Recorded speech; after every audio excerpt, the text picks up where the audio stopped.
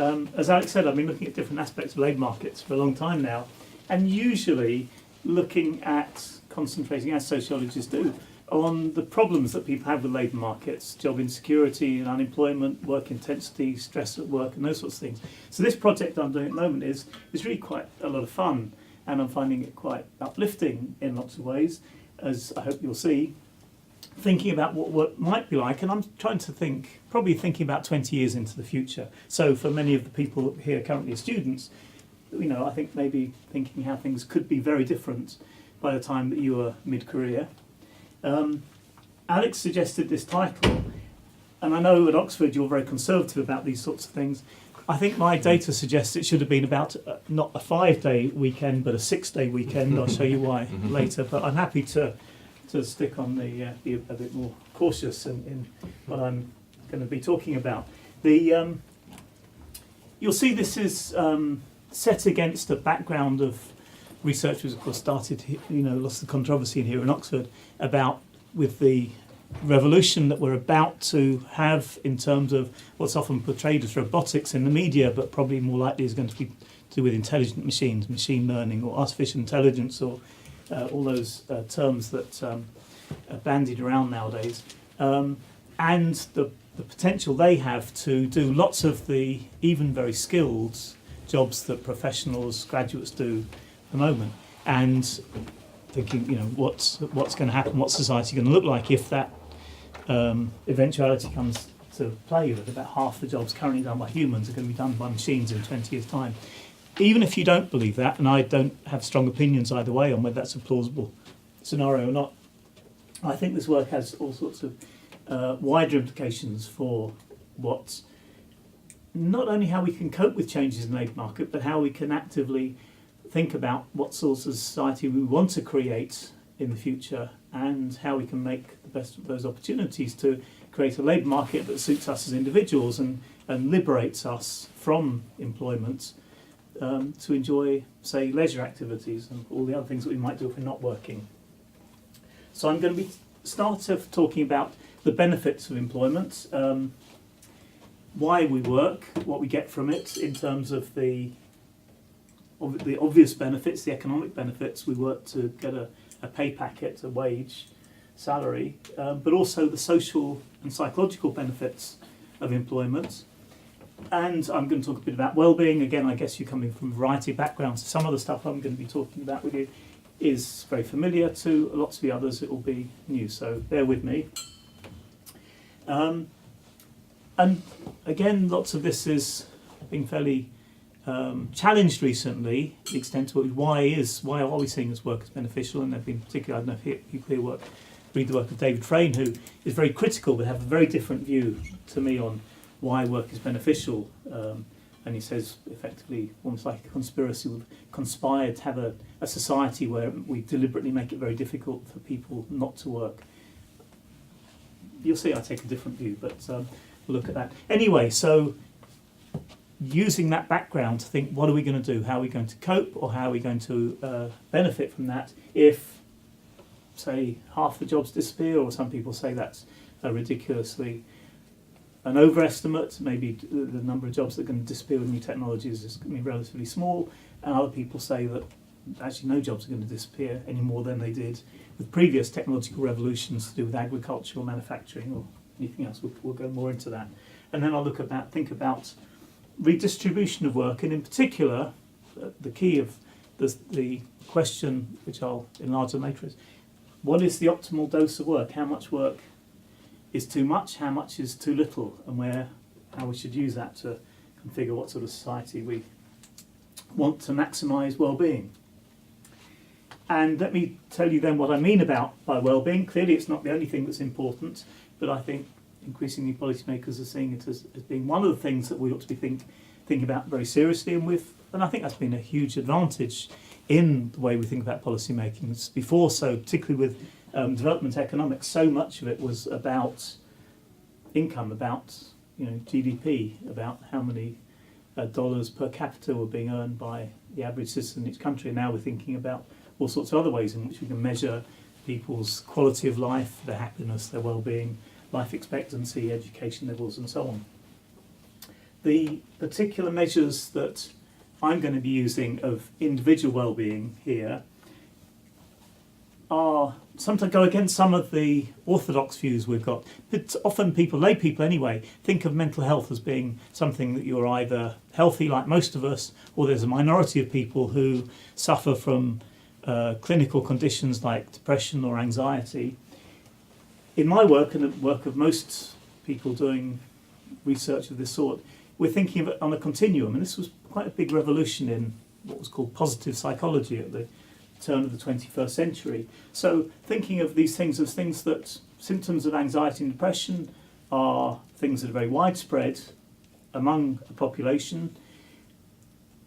At one end of the continuum that typically psychology is concentrated on, people who've got such high levels of anxiety or depression that they need treatment or help of some sort, whether counselling or drugs. But then there's that other end of the continuum, and maybe we should see it like a bell-shaped distribution. We've got people who are flourishing, who are really being able to enjoy life, make the most of life, rise to challenges, and so on. And most of us are presumably somewhere in the middle of that. A lot of this initially was called research on happiness, and we used to ask people how happy they were as a standard measure. And this got a bit of a bad reputation. It was seen as a bit frivolous, and now often people talk about it as life satisfaction if you are going to just measure one thing. Or often we could think about satisfaction with different domains in your life. You could ask people how satisfied they were with their working life compared to their family life, their health, their community life, their governance, and so on. If you want an example of how we'd measure happiness in lots of the big scale surveys, and I'm going to show you some of the big survey data that we've got later. This is I think this is an example of good practice, a very good way of measuring happiness. It's a measure that's recommended for use by the World Health Organization now. One of the big advantages is it translates very nicely into lots of different languages, which is important for lots of the sorts of research I do. And you can see, we typically ask these 5 questions, and we ask people to rate those questions depending on how they've been feeling in the last 2 weeks. And they reply on a 6-point scale from all of the time to never. So you can think, if I was to ask you those, if you were filling in one of my surveys, how much of the time in the last 2 weeks have you been feeling cheerful and in good spirits, felt calm and relaxed, felt active and vigorous, do you wake up feeling fresh and rested, and has your daily life been filled with things that interest you? And these things will go up and down. Probably some of you got exams coming up, and you're not going to do so well on that measure at the moment, but they are. Who in the room has scored positively on all 5 of those? And I would call you flourishing. There must be one person in the room. Yeah, you always put your hand up. Right, we have one person at the back of the room, a very shy person there, who says, yeah, that would characterise his life at the moment. I won't go into ask you personal questions about what's going right for you at the moment, but you're smiling, so good. And I won't embarrass people by asking them, there are other times in our life when things aren't going well for us, or maybe we've got chronic, some people are genetically disposed towards not doing things on those. And if you've got chronic depression, for instance, then you're not going to score, you'll be at the other end of the continuum. So there are a number of different measures and different surveys. I'm using big surveys, got different measures. But that's when I talk about well-being, when I'm thinking about what we ought to be able to achieve through people's working lives, that's what I'm talking about. And if we look at, happens to be a nice graph I use, but it's a bit out of date now. It happens to apply to Scotland. But with this sort of thing, particularly around unemployment, you get very similar results, incredibly similar results, regardless of where you look. So let me talk you through this graph. This shows you what people's well-being, subjective well-being, how it varies depending on people's family situation and employment situation and so on, relative to, and the base category here is a female, someone who's employed and single. And you can see on this particular score, men do slightly worse than women, but actually depends how you ask the questions. Men and women have got maybe different response styles, and they'll admit differently depending on if you talk about worrying. Women tend more likely to admit to worrying, whereas men tend to score lower in other measures. But it's a small effect, gender effect. Being a housewife, not such a great thing to be, it seems, on this category. Again, lots of people think about it as motherhood and all sorts of good things about it. But in terms of well-being, again, maybe no surprise people have been in that situation, often find it stressful and can be a lonely type of situation. Being a student, you'll be pleased to know you're almost spot on average if you're one of the students in the room. Being married is good for you, particularly when you've just got married. There's a honeymoon effect there, it wears off though. Living together, again, good for you. Divorced, not so good. And if you've just recently separated, again, there's the opposite of a honeymoon effect, that's bad for you. Being widowed, you get back to, again, maybe a bit of a surprise, you do return to baseline levels after losing a partner. But the thing that dwarfs, obviously, this graph is being unemployed. And it just shows just how important it is, if we're going to be interested in policy at all, to avoid unemployment. We often see that as being maybe the most important thing that governments do is provide jobs, whereas governments might argue that they don't have much control over people's personal lives, whether they're married or divorced and so on, but clearly they should do, and an effective government should have control over levels of unemployment. As I say, you might think that Scotland's a particular case, and it's going to be different in different, say, countries in Europe, depending on the family situation, or particularly depending on the benefit system. Some countries have got very relatively generous benefit systems. You can continue to get income, maybe up to 90% of your previous wage when you lose a job. Other countries have got almost no welfare state system. The rather surprising finding is that negative effect of unemployment,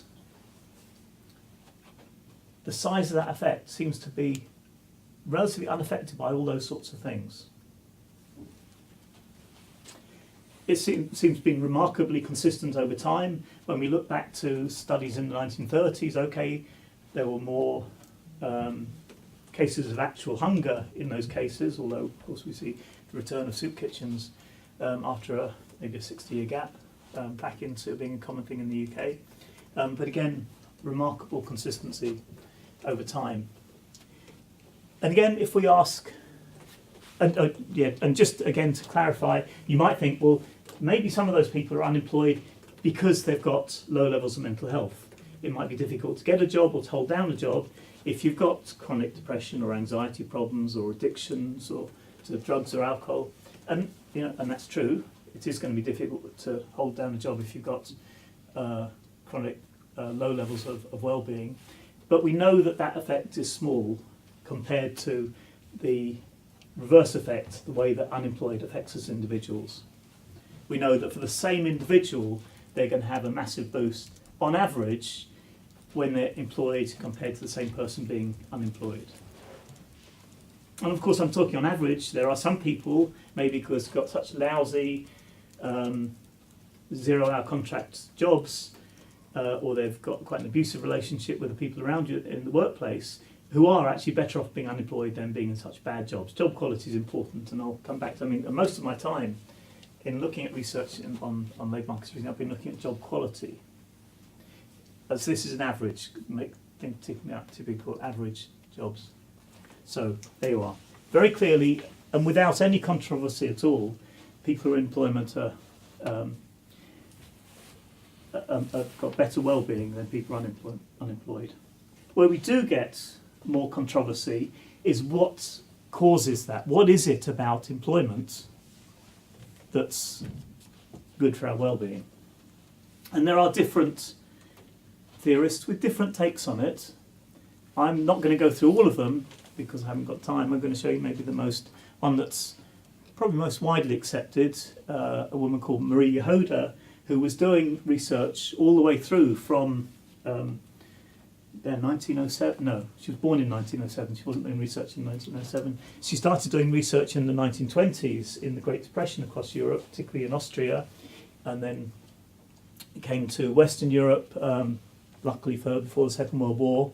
She was Jewish, and continued to do research on unemployment all the way up until the 1990s. She really until only a couple of years before she died in her 90s had she given up doing research. So a huge range of experience there.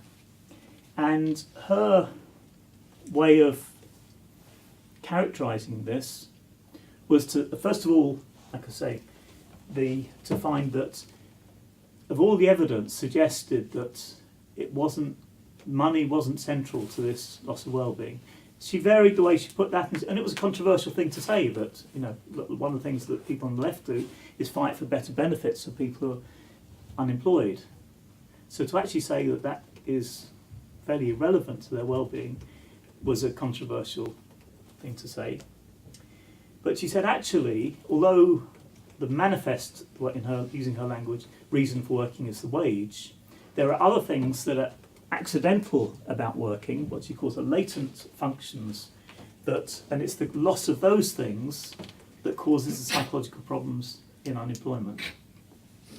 And this is different. I mean, other people have said that, have emphasised more the differences between jobs and saying that these good things about jobs will only be in some jobs, possibly because some human resource managers are better at creating good jobs rather than bad jobs. Some employers might take it more seriously than others. But Yehuda didn't, and maybe again reflects the fact that she was doing it in times possibly when there wasn't such diversity of jobs as we do with the modern flexible jobs and the new technologies that allow us to work in a much more heterogeneous sort of way. What are these 5 things that Marie Yehuda said are so good for us about jobs, these 5 latent consequences, these 5 accidental things about work? First of all, time structures, she said. One of the things that unemployed people find really difficult is knowing how to use their day, how to divide up the day. If you work or if you study as a student, there are times in the day when you think you should be working, and then other times when you've finished working and you can enjoy family life or leisure activities. Unemployed people don't like the fact they haven't got that structure on the day. They don't, and that's saying that being bored a lot of the time and not being able to use their time effectively. So even the things they think they ought to be doing, things that you or I might think we'd like to do if we have more time, like reading or decorating our house or improving our running speed or whatever, they don't seem to be able to do those things. They can't control their time. Yehuda says that we get social contact, a particular type of social contact through work, that lots of the social contact within your own household, within your family, is of a highly social charged nature. And anybody who's lived with parents recently or parents who've lived with children recently might resonate to this. It's not a bad thing, but it's a different sort of social interaction, whereas at work, in most workplaces, it's less emotionally charged and people treat each other with a bit more respect. And that's good for us, just having that more casual sort of interaction with a wider variety of people. We get a collective sense of purpose. We're not just thinking that we're on this planet to look after ourselves, to wash and clean and enjoy ourselves. We're here, and many people get this through employment much more so than in other activities, that you're doing something with the people around you as a team, trying to achieve a goal that you collectively value. And people seem very good at finding purpose in what they do. Again, we know that Graeber recently, lots of people have probably talked about his work on bullshit jobs, and he's claiming that lots of people go to work and they really don't know why they're going to work. They feel that what they're doing is useless. In fact, we know from surveys that in some jobs, very obviously, if you're treating sick people and making them healthy again, or looking after children or whatever, you can see very clearly the way that you're contributing, you're pro-social, you're being altruistic through your job. But even other people who are meeting sales targets each month or something, again, feel they're doing something useful, something as a group that is good for their well-being. We get status and identity through work. We get that sense of who we are when we describe ourselves to other people, when we think about our own self-concept. In Britain today, for most people, that's the most important sense of the way their own identity. And then we get regular enforced activity. Again, psychologists tell us that having too much time on our hands to sit round and ruminate isn't good for you, particularly if you're a bit prone to anxiety, that you'll worry. So just being kept busy by employment is again a useful sort of thing. And Yehuda claims that's why we get such a big difference in people's well-being between those who are working and those who are not. like I say, there are other takes on it. There are people who are critical of Yehuda, maybe thinking that it's the way in which we become more powerful. It empowers us when we work in all sorts of ways, not only financially, but also as individuals, and feeling that the way that we can, we're in charge of our own lives rather than being forced, at the out of control of our lives, being unable to plan the future when we're unemployed and so on. But there you are. There's I think a plausible. It's not. We might not agree with all of it. That's a sort of explanation we've got why employment is so good for us, and so therefore I think why we should be very concerned if we are going to have a dramatic loss of employment, that we could be about to produce human misery on a mass scale if we just allow the loss of jobs to turn it with technologies to turn into mass unemployment. Yeah. Just a quick clarification. There's a bit counterfactual for all of this is unemployment. So it doesn't take into account self-employment or other structures of work, right? Of course, that's a good point. There are lots of different economic statuses, and so far I've been just talking about two of the many. That's unemployment and employment. Although we did mention housewives again, or more generally, people who are what economists would call economically inactive, being a student, being retired, being on maternity leave, being self-employed, and that sort of thing. For most purposes, self-employment, the job quality is slightly worse than in employment. The satisfaction people get from it is slightly better, paradoxically. I think retirement can have a lot, and as being a full-time carer at home, stay-at-home dad or housewife, can have a lot in common with unemployment. Some of the data will show will relate to those things. Again, being a student, you could say, in some ways is like having a job. In other ways, it's quite different from having a job, particularly a graduate student. Does that answer your... Yeah, I mean, I guess just it assumes a lot about the inability to create structure or enforce activity outside of a formal employment. Yeah, and I think it is interesting to think more widely about that. One of the arguments that other theorists have given is that depending on what sort of activities and the amount of control you've had to use in your working life, that determines how well you cope with unemployment. That's, for instance, self-employed people and some professionals are very used to having to control their own time, and therefore would be able to cope better and control budgets and that sort of thing. Whereas people who are lower skilled manual workers, a lot of the training for that is to be able to follow orders, to be disciplined, and those people, when they lack that discipline of work, are the ones who suffer most. Although again, when we look at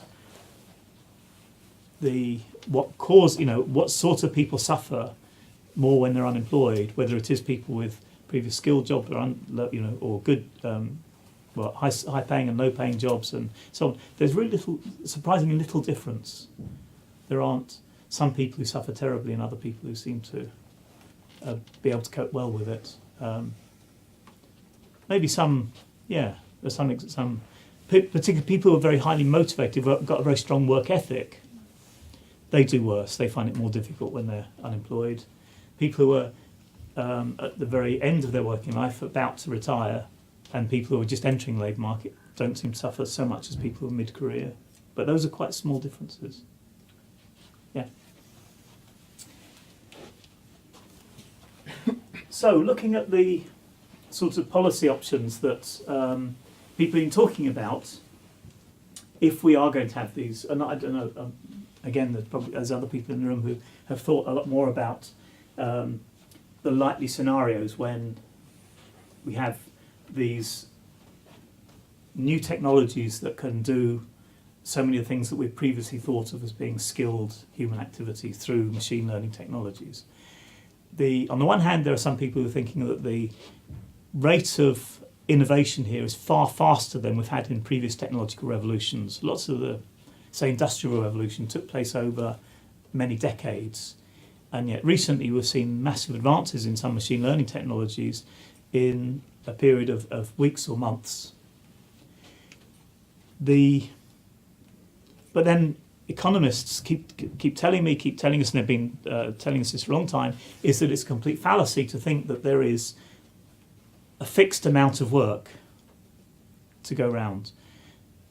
they'll say as you create demand through people being in employment and having money to spend, they create their own demand. So if, for instance, if everybody worked half-time, it wouldn't double the amount of jobs to go around.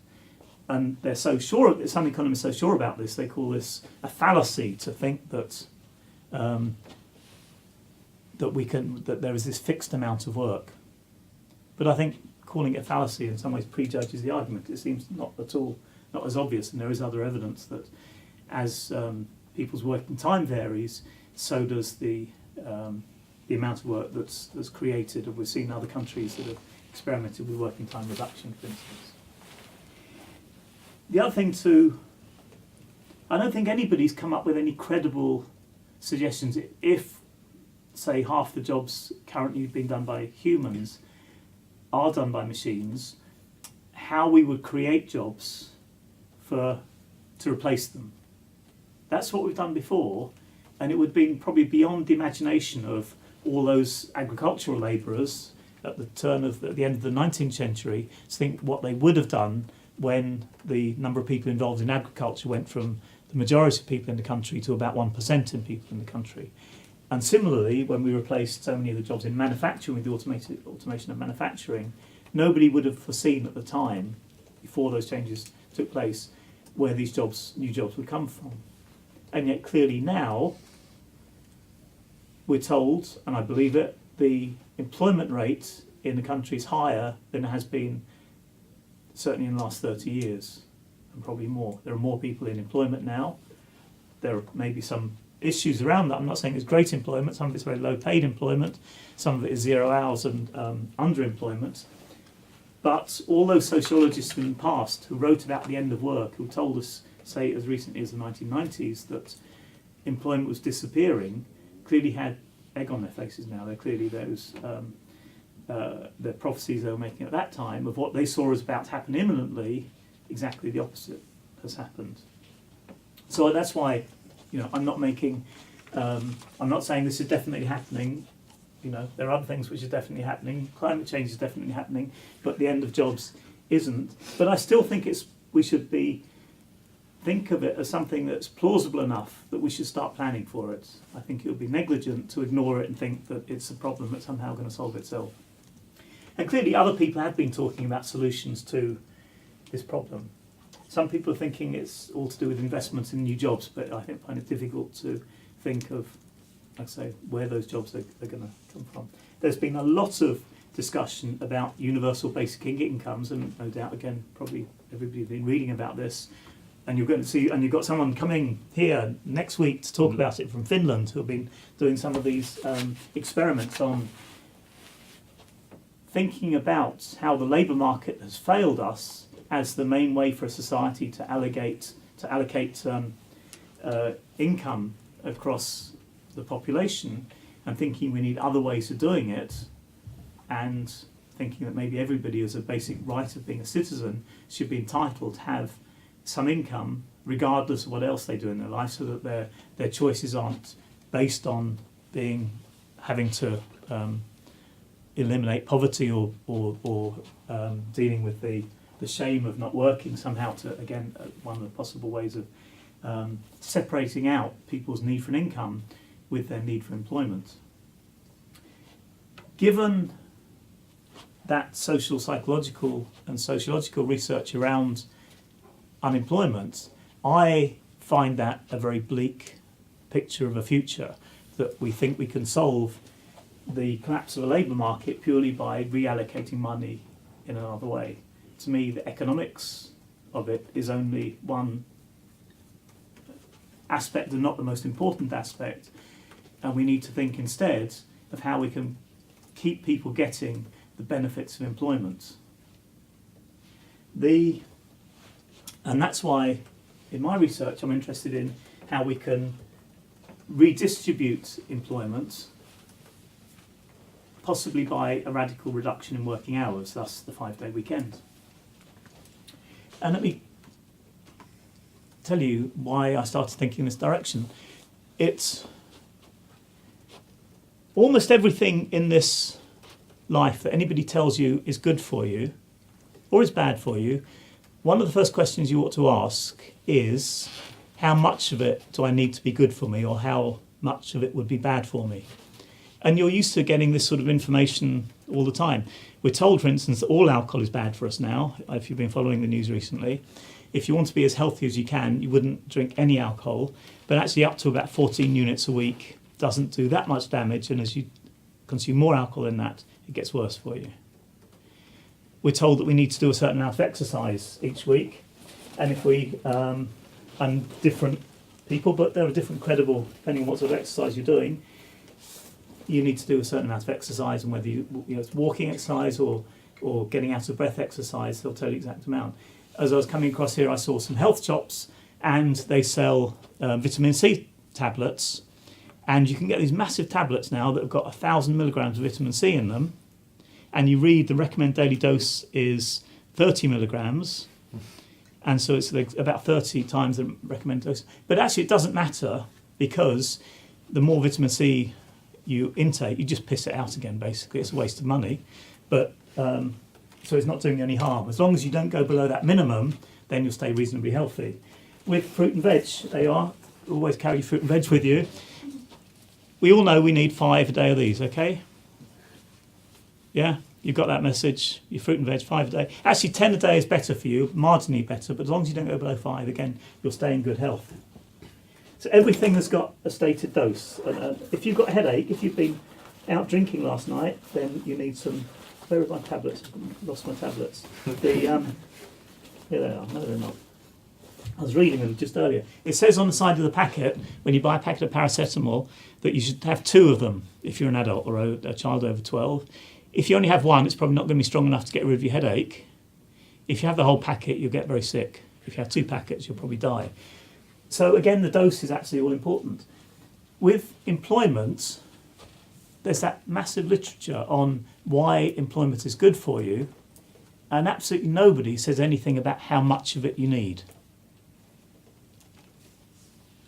That's not quite true. There are people who have quite a good idea about how much employment is too much. And we know there's good evidence around the fact that once you start working more than, say, about 48 hours a week, it's not good for you, and it's not good for your family, it's not good for your children, it's not good for the communities where people don't have enough time left over for community activities. And thus, I think one of the best bits of European legislation over labour markets we've seen in recent years is the European Working Time Directive that made it not impossible, but more difficult for employers to get people to work for more than 48 hours a week. And it really did bring down dramatically the proportion of people working very long hours, and with all the benefits that came from that. So that's the maximum. How much is the minimum? If, for instance, you had a 5-day weekend and worked 2 days a week, would you get all those benefits of being employed? Or would you be more like someone who was unemployed and have that very low level of well-being? To me, it seemed such an obvious question. I thought there's loads of people who have answered this question already, and I couldn't find a single person who'd really addressed this question head on. And let me ask you, I mean, who in this room thinks that, the Labour Party's taking seriously the idea that we could have a 4-day week. Who thinks that would be fine? Who thinks that 4 days a week is too little? You'd be all right. You think you'd be okay if you had a 3-day weekend and 4 days, okay? Yeah. Sure. Okay, all right, so that's good. But what about, 2 days a week and a 5-day weekend? Who thinks that that's going to be enough? That would be good enough for you? Yeah, you'd be happy with that. Anybody else? Yeah. And who thinks that they would struggle with that in terms of well-being? Maybe, obviously you need to earn a living. But who thinks that is really going to be unsatisfying? You're not going to be able to structure your time and get goals and that sort of thing. Right? And of course, academics are completely atypical to anyone else that you want to ask. Okay, so that's the question that me and a team of my colleagues at Cambridge are trying to answer at the moment. We're doing it partly by going out and interviewing individuals who already work atypical short hours. And we're also, and I'm going to show you, I think, slightly different results, but from some statistical analyses of some large data sets. But first of all, and this is very much work in progress, the qualitative analyses we've done. In the project, we're hoping to interview about 50 people who, for all sorts of different reasons, are working anything between 1 and 4 days a week typically, sometimes quite different working patterns, people working say for 2 months on and 2 months off, but working much reduced time. These are people of normal working age, some, 1 or 2 of them maybe thinking as a phased retirement, but most of them are, where people would be around them would be working full time.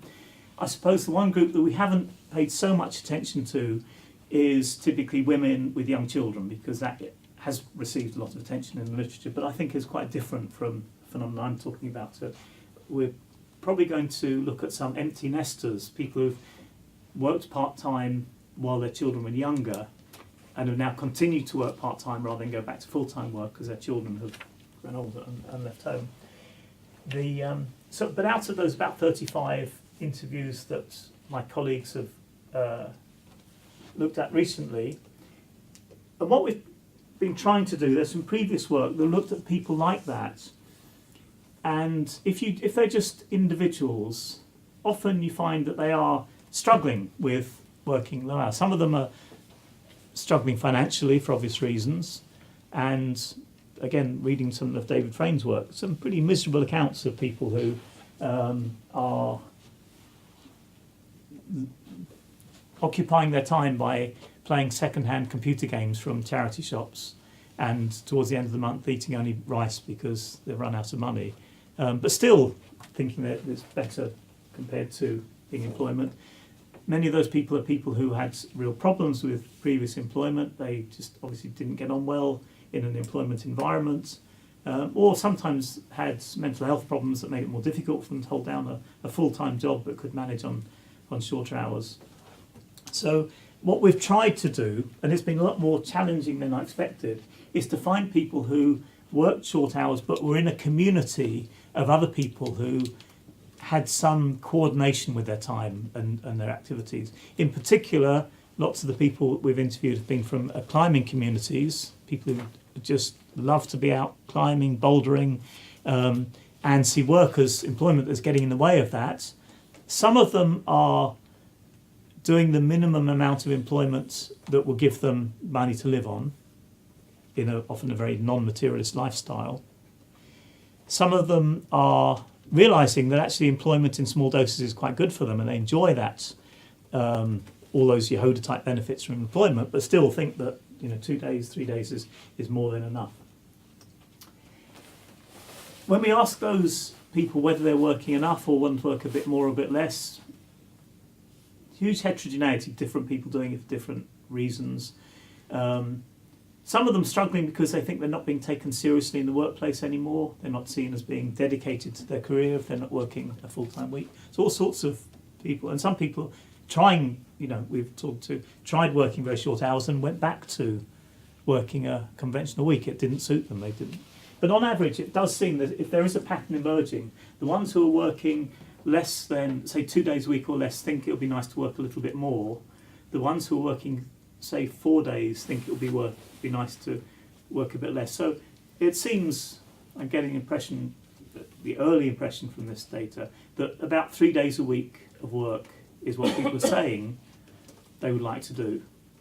And these are people who are already experiencing short hours work, and I think we can trust their judgment a lot better. There's a whole branch of the literature where people working full-time are being asked what hours they prefer to work, and then people working full-time tend often to say they'd like to work about 3/4 time, more like 4 days a week.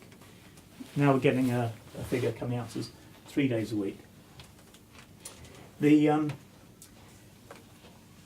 that's one way of looking at it. The second way we've got of looking at it is using panel data. So we're using what used to be called the British Household Panel Survey, now the UK Longitudinal Panel Survey.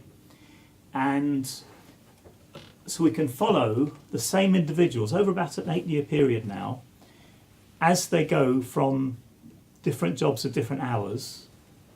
And we've got several measures of their well-being at different points in that time. And we can see how their well-being goes up and down depending on their hours of work.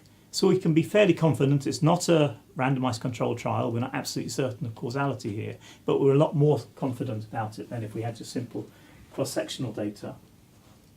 And let me show you some of the initial results. These haven't been through the peer review process yet, but they've been submitted.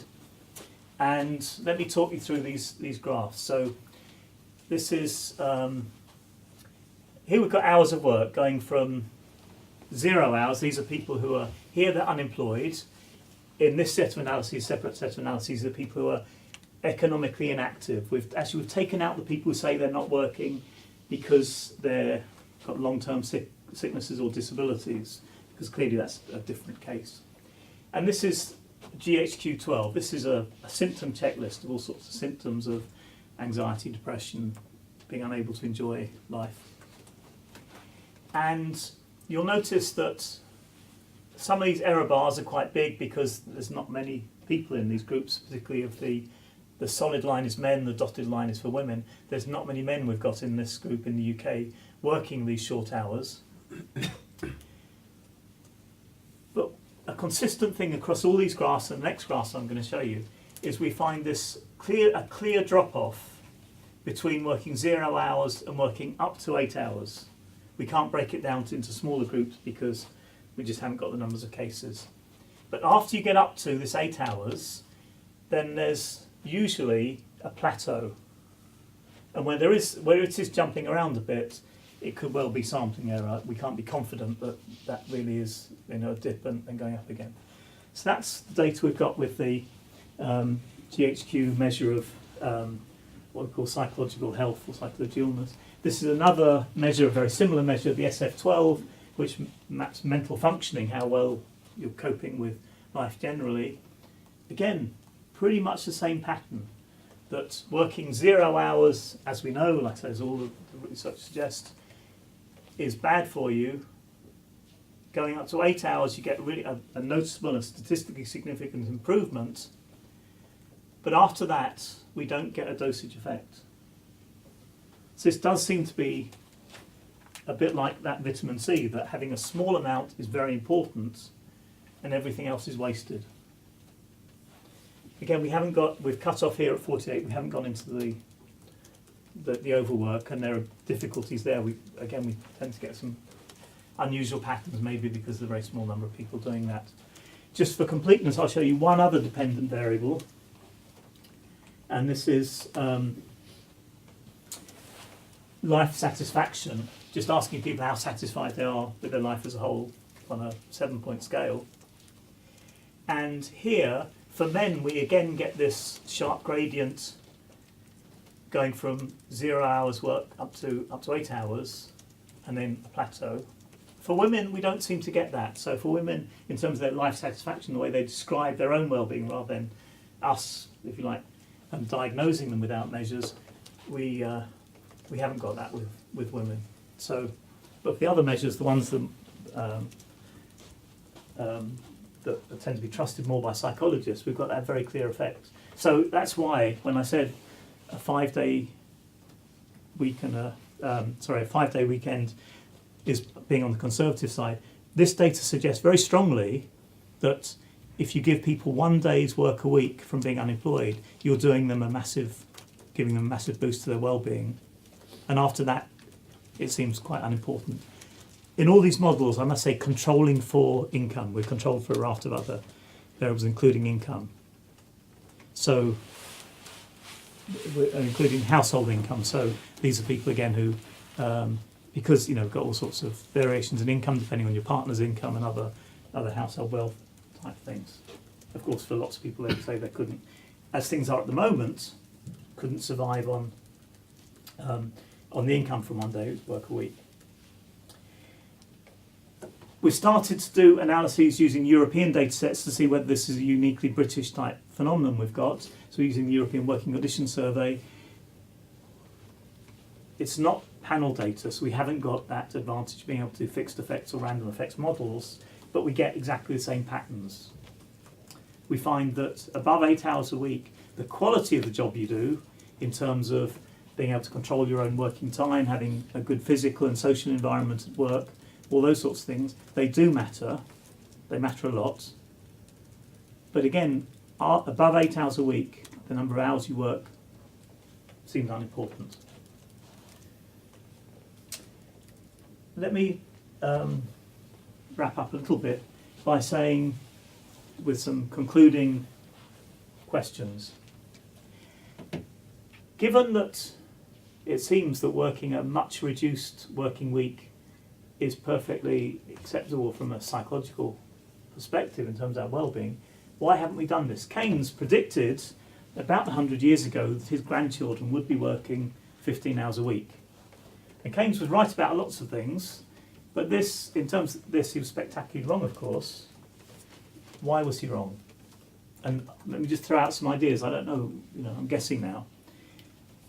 What didn't he think of? I think he didn't think about housing markets, and of course, anybody living, particularly in the southeast of England, where you've got a lot of competition for a restricted supply of housing, you're competing against other people who are also working long hours and also competing for the very same housing stock. So it's very difficult for people to go onto a subsistence income, a much lower income, if they want to stay in the housing market, which in the UK we do seem particularly wedded to.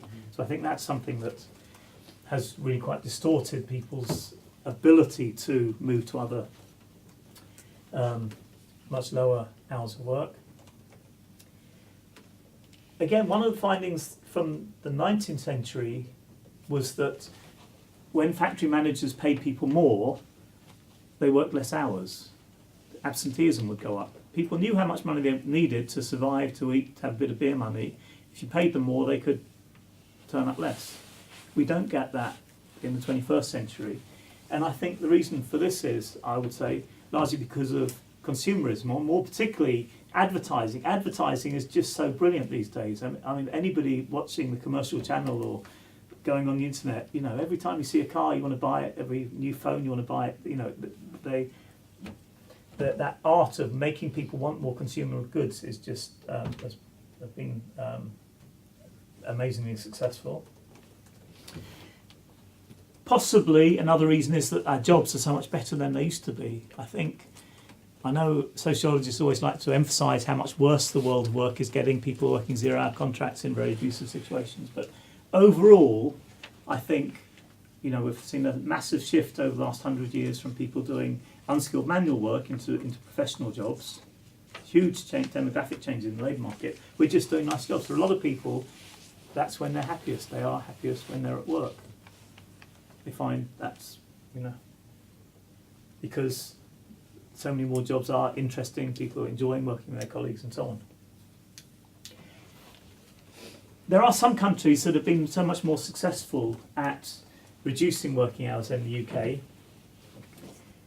and particularly Germany. Germany is a very good example of a country where particularly the big trade unions in the big manufacturing, the car plants, every year, as well as wanting you'll tell me 5 minutes, fine, yeah, I'll finish 4 minutes. The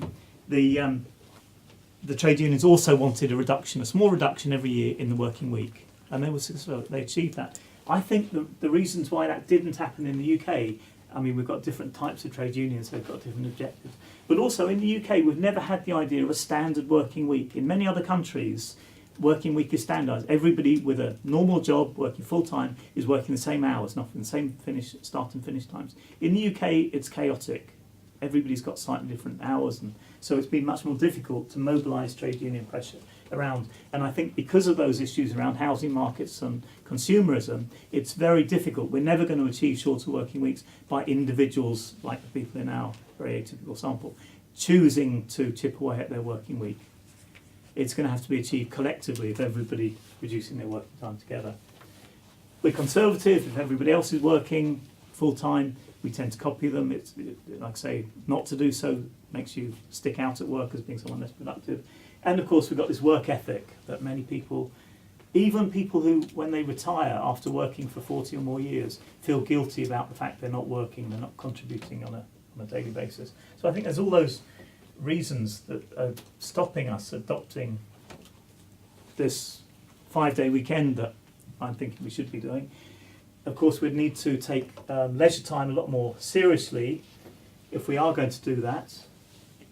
So maybe when people are educated in school, instead of being educated how to be good workers, they also need to be educated how to use their spare time. I think the upper classes and the royal family have always had that aspect of their education. They teach them other useful things to do with their time to make them feel useful, like fox hunting and so on. The rest of us don't get taught those skills of how to have leisure time where we fulfil those latent functions that Yehuda gets from, says we get from work. We need to do that. How we would achieve this, how we do collectively as a nation reduce our working time, I don't know.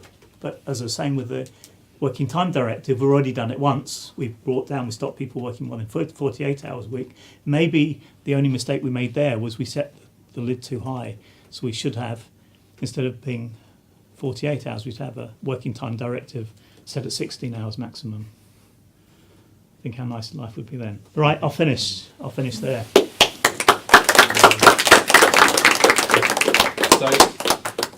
So we've got half an hour for questions. Brendan, if you're okay to kind of field them, I'll open some windows and get some airflow through here. Yeah.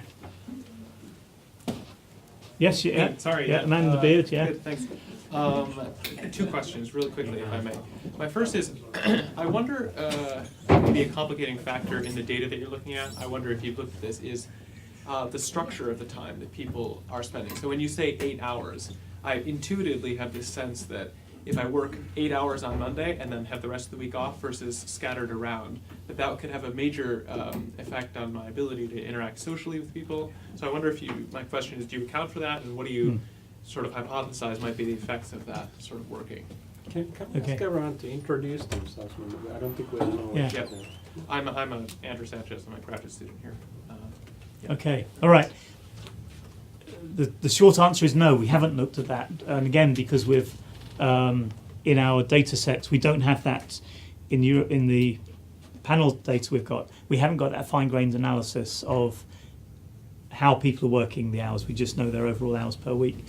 My sense is that there are advantages and disadvantages in different ways. I mean, so whether you want to work 1 or 2 days and have 5 days off, or work 5 short days, 5 days where you're working 2 or 3 hours in the morning and have the rest of the day off. It partly depends from looking at the qualitative data. If you've got child-minding responsibilities, you've got young children, working lots of short days seems to work. If you've got a long commute, then having 1 or 2 full days of work seems to work well. There are some people who say doing their sorts of particularly project work, it's very difficult for them to work less than full time. So therefore having this idea of working 2 months on, there's one person we interviewed does big building projects, and he's quite wealthy, and in his 50s, so again, typically like a lot of people of that age. I mean, we've got this wonderfully unequal country, which makes it great for natural experiments. So it means that lots of people in their 50s in the UK have already got a good pension, they've paid off their mortgage, their kids have left home, and they could easily, and they're on several times higher than the minimum wage. So in that position, economically they're well able to take a quite dramatic reduction in working time, but so few of them do. This is one guy who did. So what he does is he says to his employers, whatever project he works, he takes the same time off at the end. So if it's a 3-month project, he'll 3 months off at the end. 1 month, he'll take 1 month off, and that works for him. So no, but as you say, it could be actually quite crucial. Again, I was talking earlier, when you talk about, transport, one of the big transport problems we have, particularly around London, is that at the moment we have so much synchronicity, even in the flexible Britain we've got today, of everybody wanting to get to work for 9 o'clock and coming home at 5 o'clock. So huge problems in terms of transport in London. If we all work 3 hours a day, that will continue if we're all working mornings. If everybody worked 2 days a week, and they were different 2 days in the week, it would be difficult to organise football matches because everybody working different times. It would have real problems for community organisation. But in terms of transport and commuting, it would be a dream. So I think there's all sorts of things to work out.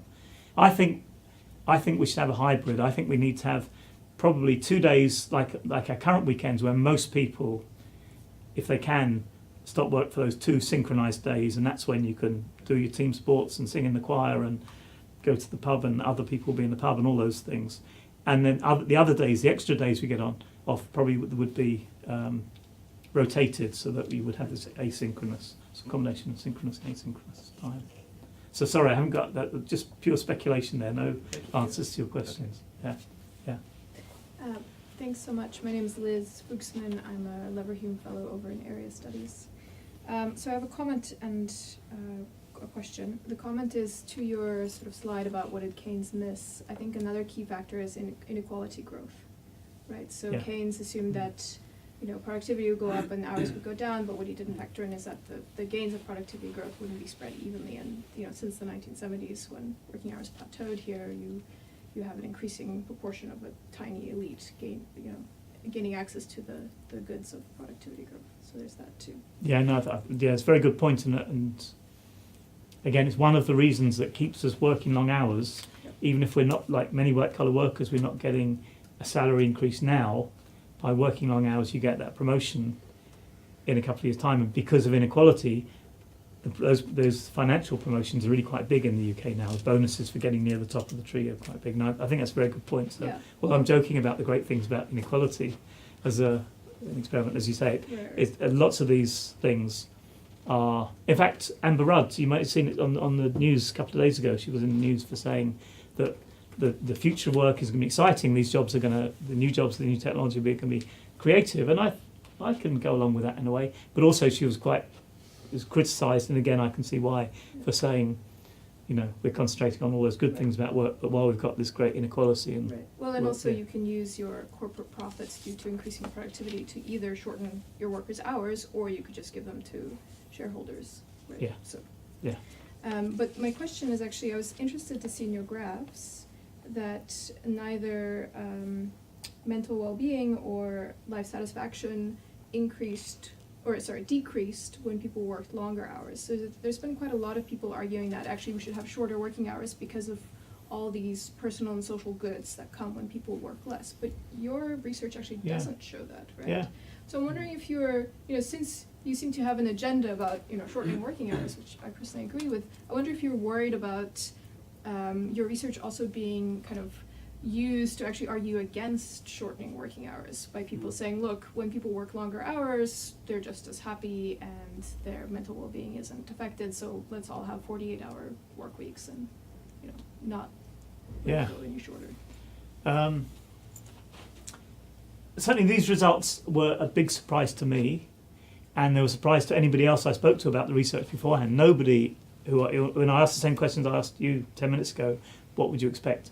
Nobody was saying that one day would produce this optimal level of, or a good enough level of well-being, the same well-being as high numbers. And I also, probably if I had made a prediction, it would have been that we'd had a nice slope going up to about 2 or 3 days, and then after about 4 days it would start to slope down again. And we haven't got that. Yeah, that's it is a bit of a puzzle. There is a literature around people who self-identify as workaholics, and again, somewhat surprisingly maybe, they do seem a very happy bunch. People who really enjoy, their absolutely the main focus in life is work. They work very long hours, and although people would like to find all sorts of things wrong with them, it's difficult to. They're a small group, so maybe there is some self-selection, even though we are doing panel studies and meant to be controlling for those things. It hasn't captured that. And of course here, this is a very individualised model. We've got about only people's own well-being. If you looked at their children's well-being, if you had parents who work those long hours, or if you look at their contribution to the community and those sorts of things, I think there are maybe that's where you'd find the negative effects of working long hours. But yeah, no, it's all these results are quite surprising more than one way. Yeah. My name is Vili Lehronvirta. I'm here at the Internet Institute.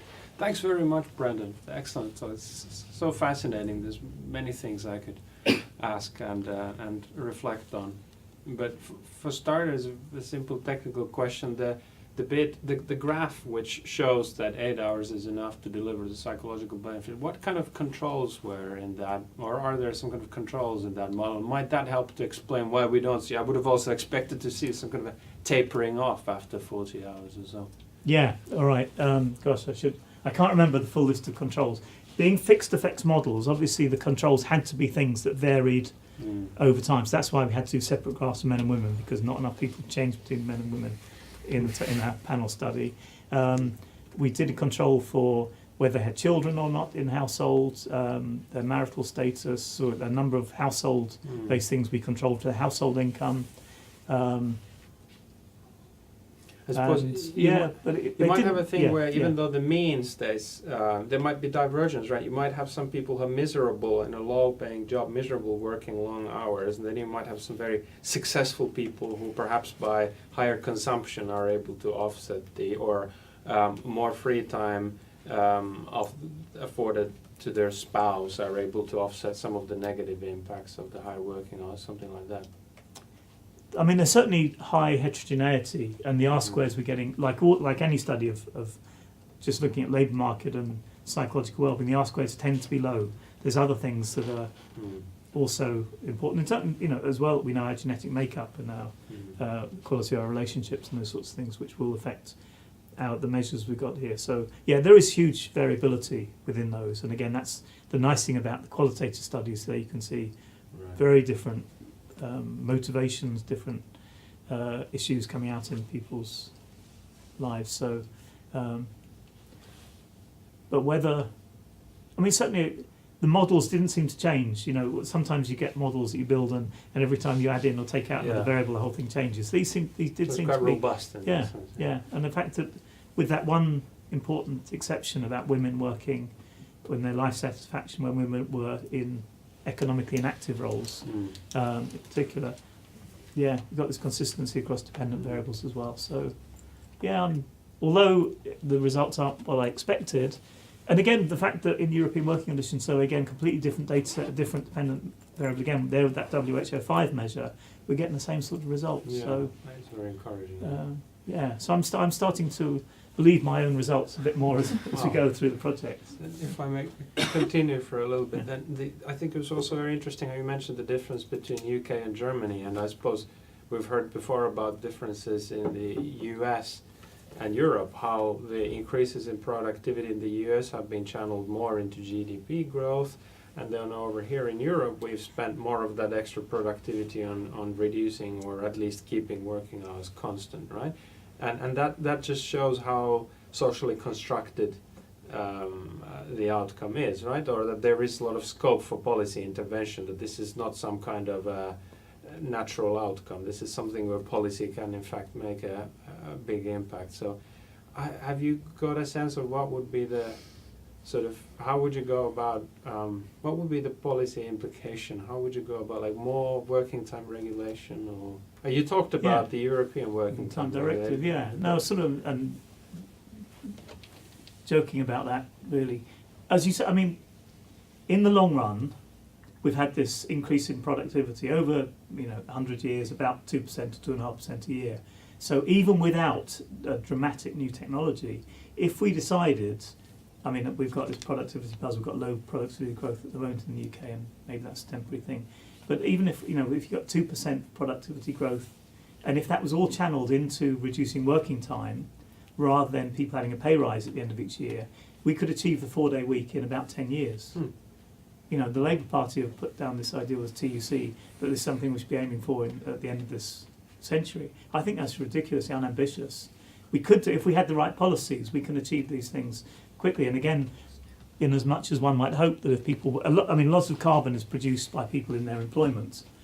And as long as we don't get people to spend all their leisure time flying around the world, it's a great opportunity as well to reduce their carbon footprint. But exactly what policies would do that is difficult to know. As you say, in the US, and I think there's some fairly convincing evidence that one of the reasons why the US diverged from other countries with a similar level of industrialization, going back as far as the 1950s, was the Cold War. Of course, I'm talking about individual well-being here. You're not going to defeat the Russians by having a happy population. If you're going to defeat the Russians, it's by building up a military, arsenal, and there was suggestions that was one of the reasons why there was a vetoing of reducing working hours from the 1950s through to the 1980s in the US.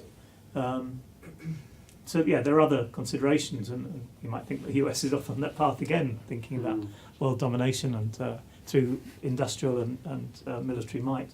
But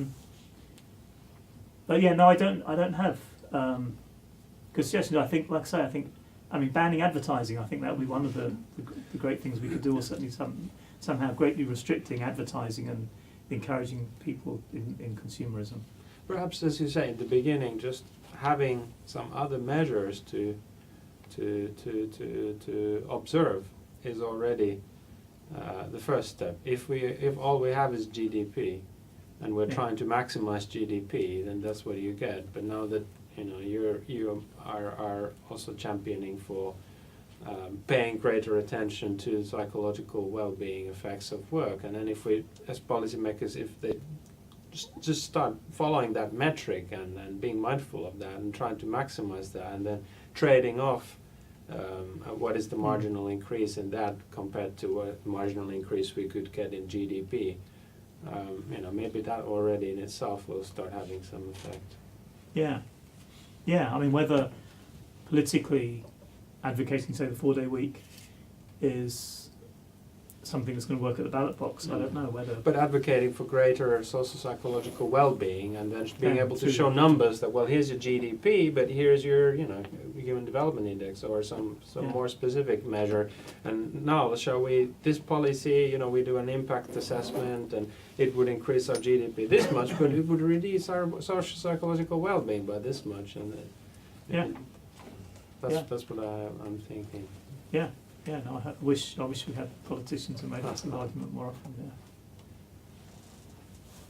Yeah. There's another question relating to what I was asking about before, and it's really like how you define employment.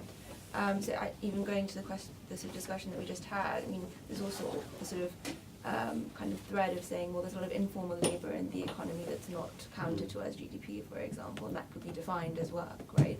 So when you're doing your when you did that, when you have your numbers, your qualitative analysis, how are you defining people being in employment? And does it have to be like a legal employee, or does it include independent contractors? And so how have you defined it?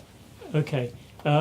Typically in these sorts of big surveys, in the large data sets I'm using, people are asked what their main activity is, and there's a list of about 10 things. And you could be an employee, self-employed, and often they differentiate between part-time and full-time, retired, on maternity leave, permanently sick or long-term sick and disabled, and so on. And then typically people are asked, even if they're self-defined as a student, we then ask them as well, do they do any employment at all? And people are included as being employed and go through all the questions about working hours if they're working at least 1 hour a week. That's typically the minimum. We don't ask them, and these surveys that we're using are administered in the home. We don't go to formal places of work and miss out informal places of work. It's possible that if people are working in very informal settings in Europe and say not paying any tax, maybe they'd be slightly disincentivised, worried about filling in a form in case somehow they get caught out. But I think, again, in most European countries, we're dealing with quite small numbers there. There are all those issues around, particularly being quite hard to define working time status, particularly say, in the gig economy and that sort of thing. But most of the measures we have seem to suggest they're actually really quite small sections of the labour market. 2%, I don't know, is that sort of thing of working in the more extreme gig economy in the UK at the moment. 0-hour contracts a bit more than that, but they tend to be.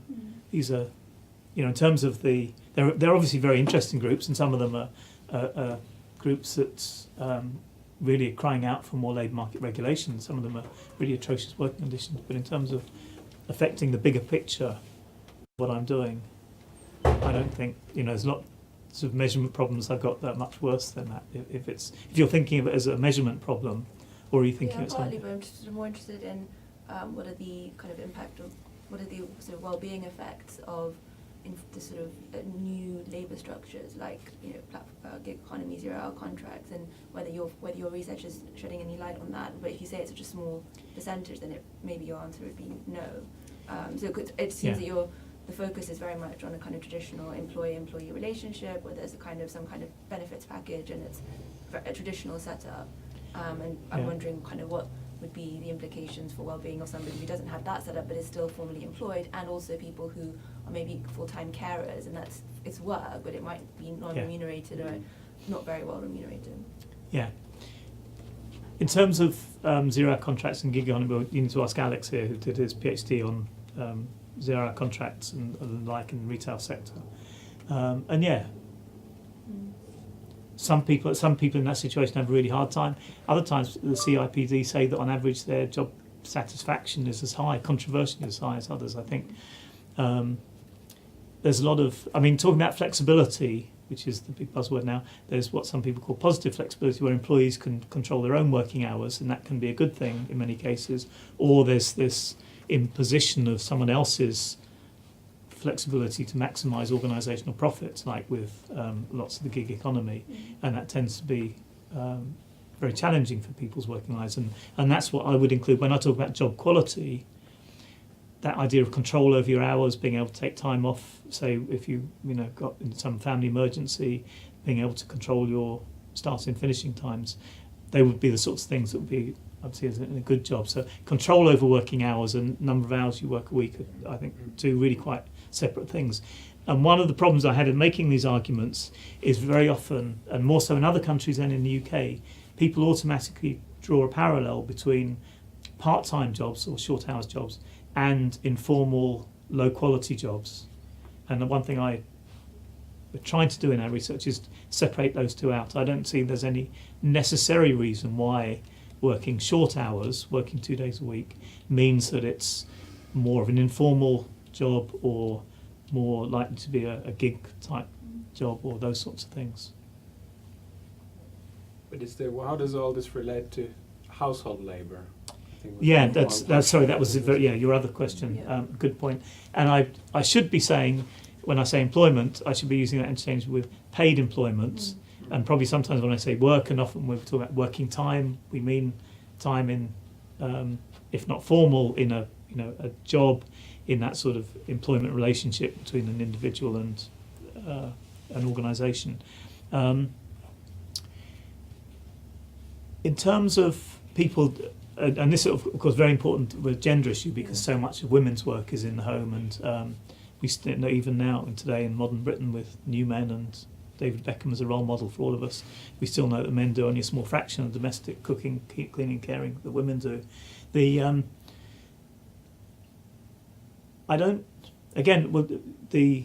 My hunch is that lots of that work doesn't provide those sorts of Yehoda type vitamins that work outside the house does. That it's caring for someone, particularly if the caring is within your own household, of children or of an elderly relative. It doesn't have the status that goes with it. It doesn't widen your social network. It doesn't give you that time structure, or it does it to a lesser extent than regular employment. So I think, just in the same way as I would argue, one of the, what all this work shows us is we need to prevent unemployment. It doesn't matter how little employment we're providing for people, but some employment. I would say the same thing for people who are out of the formal labour market because of caring responsibilities. Yeah, so maybe we can restructure care so it doesn't have those problems. But at the moment, I think unfortunately it does. Yep. So I'm Alex Wood. I'm a researcher here at the Oxford Internet Institute. I was wondering what happens when you don't control for income. So how important is it? How beneficial is it? Do you still get this not making any impact on your well-being if you're reducing your income? And because in the real world, we might assume it might be quite hard to actually redistribute income in such a way that we don't, you don't lose any income if everybody's reducing their hours. Good question. We haven't run our models without putting income in the household income as a control. In some ways, it would be difficult to know how the reality of what is going on. I think if you remember on those graphs, some of the graphs have got a distinct little kink around 16-hour points, and I think that might be to do with the peculiarities of the benefit system we've got in the UK at the moment, that up to 16 hours you don't get penalised for additional hours taking away from other benefits, but then suddenly they do, and you can get a bit of a poverty trap around there. So, no, I assume that, and sorry, the other thing that we don't put in, lots of people suggest might be very important, is whether it's voluntary or involuntary. One of the things that used to be the case up until about 10 years ago with the economic, the big recession, the crises, was that rates of involuntary low hours employment in the UK were very low compared to other countries. We had very high rates compared to other countries of people working part-time, particularly women working part-time. Very small proportion of them said they were working part-time because they couldn't get a full-time job. That all changed with the economic crises around 2008 to 2010, and now we do have more people working in one or sometimes two jobs, again quite rare in the UK but much more common in other countries, because they want more work but they just can't get more work. So whether the graphs I've got apply equally to those people, I don't know. I wouldn't be surprised if it did. I mean, even if you want more hours and you're working short hours against your will, I think it still might, even if people don't realise it themselves, be having these benefits for them in terms of their psychological well-being. I don't know. I'm not sure. Yeah. Probably one last question, is it? A question, maybe also an area to look into is, if somebody knows the history of this better, please jump in, but Blue Sundays in the United States, are you familiar with this? No. So this, if I remember correctly, in certain states, Massachusetts, there were many, many restrictions on work on Sundays for religious reasons. And there wasn't radio, baseball games couldn't be played, all these many things. And then they were cut out, I believe in the late 1980s. So it could be interesting if there's any sort of data around that to compare before the Blue Sundays, because it's going in the direction that you're looking for very clearly on a probably relatively large population. And I don't know what information there is about people's well-being, but there might be some other proxies that could be interesting to look at in that case. And it was quite wide. It wasn't only Massachusetts, I think. So. Okay. I mean, we did have a similar thing in the UK when, I think in about the late 1990s, there was quite strict regulation around, particularly large shops were not allowed to open on a Sunday. Right. And then some of the supermarkets and other large shops started to push the law and open illegally, and then the law was changed, and they were, as is now the case, they're only allowed to open for 6 hours, not 8 hours, with smaller shops being allowed to. And at the time there was a lot of resistance to it, and usually one of the few times when the church lobby, religious lobby and the trade union lobby came together, and they wanted, for instance, to really penalise employers that wanted to operate on a Sunday by forcing, say, double time payments, that sort of thing, and that never came to anything. So that, yeah, there was quite, I think, a shift around certainly retail and other services on a Sunday that happened. But then in the longer term, a lot of, I think, we see shops, they're obviously, as we walk down the street we see shops. What we don't see is factories. And lots of manufacturing jobs, pre-service economy jobs, were also 24/7. Lots of factories had to have production lines and furnaces that had to operate round the clock. So when I look at the longer term, this idea that we've become a 24/7 society, actually it's not borne out in labour market statistics. Historically, there were lots of people working nights and weekends. But it could be helpful if there was any data around that, because you could observe a change and see if there's any maybe regression to a similar state of happiness after the initial change for the people working in retail. That's an interesting idea. And maybe that's one way to go, again, whether it would be politically... I mean, people enjoy shopping on a Sunday. People, for lots of people, that's one of their main leisure activities on a Sunday is going shopping. So, or work on holidays even. Yeah. So I don't think it'd be popular to go back, but yeah, whether it provides a nice data, one of those natural experiments which we're always looking for, that would be nice. Yeah.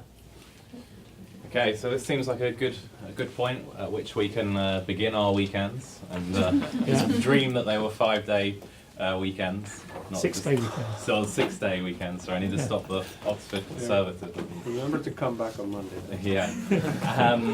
But if anybody has any further questions and they don't want to start their weekend, we're going to go to a pub now and have a drink. So you're all welcome to join us. Also, Otto Cassie's talk, which is the second talk in the series on the universal basic income, it's not next week as earlier advertised by Brendan. It's in a month's time, so it's the same date, so the 10th of June, in the same place and same time. So thank you, Brendan. Thank you. Thanks for